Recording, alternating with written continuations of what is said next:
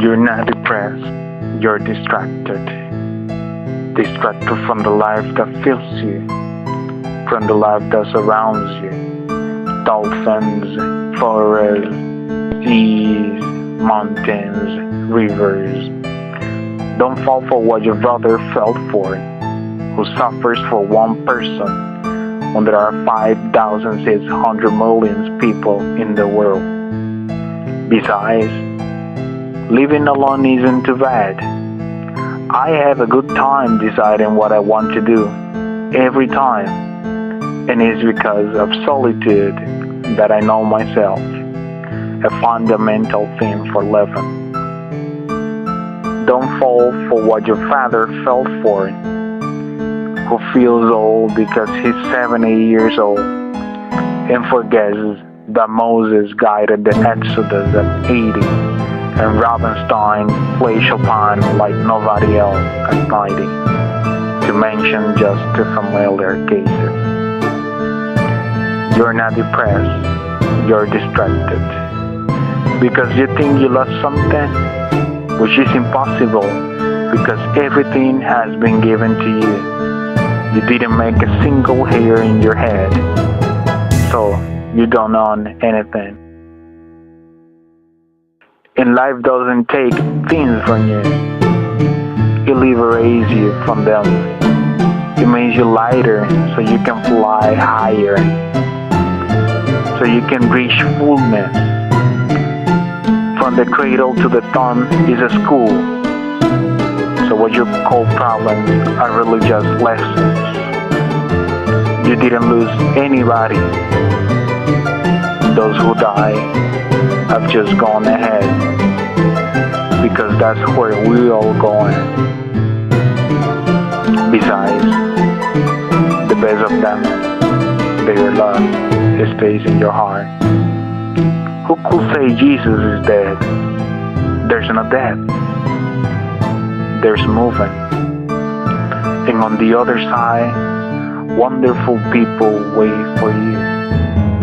Gandhi, Michelangelo, Whitman, St. Augustine, Mother Teresa, your grandmother and my mother, who thought poverty was closer to love because money distracts us with many things and alienate us because it makes us suspicious. Do only what you love and you'll be happy. And he who does what he loves is fated for success, which will arrive when it should, because what must be, will be, and will come naturally. Don't do anything under obligation or compromise, but for love.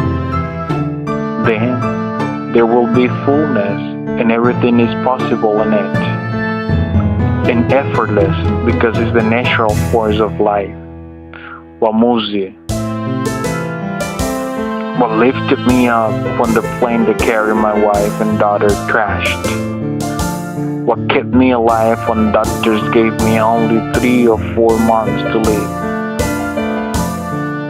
God puts you in charge of a human being, and it's you. You must make yourself happy and set yourself free.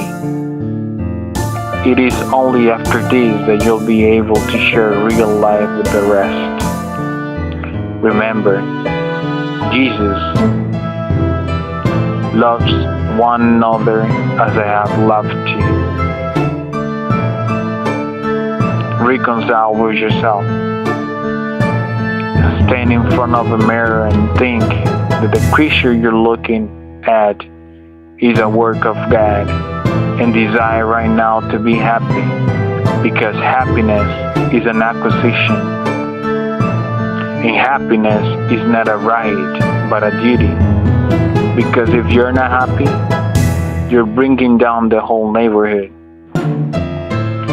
A single talentless cowboy man has 6 million Jewish brothers killed. There are so many things to celebrate, and our time on earth is so short. The suffering is a waste of time. We have to celebrate the snow of the winter and the flowers of spring, chocolate from Perusa, French baguettes, Mexican tacos, Chilean wines, the seas and rivers, Brazilian soccer, 1001 Nights, the Divine Comedy, Don Quixote, Pedro Paramo, Manzanares Boleros, and women's poetry. Mahler, Mozart, Chopin, Beethoven, Caravaggio, Rembrandt, Velázquez, Picasso, and Tamayo, among other wonders. And if you have cancer or AIDS, only two things can happen, and they are both good. If he beats you, he sets you free from the annoying battle. I'm hungry, I'm cold, I'm tired, I want to, I'm right, I have doubts. And if you beat it, you'll be humbler, more grateful, and therefore easily happy, free from the enormous weight of guilt, responsibility, and vanity, willing to live each moment as profoundly as it must be lived. You're not depressed, you're just not busy. Help the boy who needs you. That boy will be your son's business partner. Help the elderly, and the young ones will help you when you're older. Besides, service is sure happiness, like enjoying nature and caring for it for those who come. Give beyond measure, and you'll receive beyond measure. Love until you become what is loved, and even until you become love itself. And don't let a few suicides and homicides confuse you. Goodness is the majority, but you can tell because it's quiet. A bomb is louder than a stroke, but for each bomb that destroys, there are millions of strokes that feed life. Very few things as beautiful as these words have been given to me. They seem to come out not just from a kind of soul, but from a very human one. I hope you enjoy them as much as I do, and I hope we all put them in practice. Now let's live and complain less, don't you think?